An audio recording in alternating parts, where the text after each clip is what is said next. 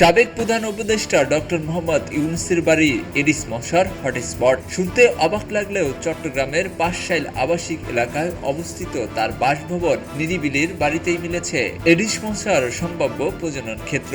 শুধু তার বাড়িই নয়, চট্টগ্রাম নগরীর আরো বেশ কিছু গুরুত্বপূর্ণ স্থানেও এখন এডিস মশার সম্ভাব্য প্রজনন ক্ষেত্র হিসাবে চিহ্নিত করা হয়েছে। চট্টগ্রাম সিটি কর্পোরেশন ও স্বাস্থ্য বিভাগের পৃথক জরিপে নগরীর ১৫৫টি স্থানে সম্ভাব্য এডিস মশার হটস্পট হিসাবে শনাক্ত করা হয়। এসব স্থানের তালিকায় রয়েছে নামিদামি শিক্ষা প্রতিষ্ঠান, নির্মাণাধীন ভবন ও বিভিন্ন আবাসিক এলাকা। স্বাস্থ্য বিভাগের কীটতত্ত্ববিদদের জরিপে নগরীর ৮টি ওয়ার্ডকে ডেঙ্গুর হটস্পট হিসাবে বিবেচনা করা হয়।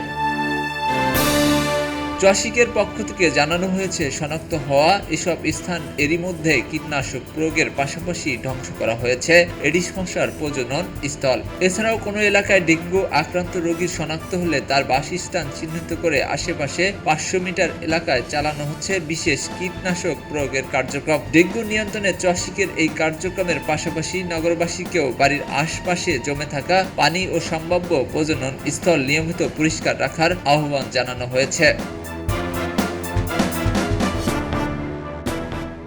খবরের কাগজ, নিখাত, নির্ভীক, নিরপেক্ষ।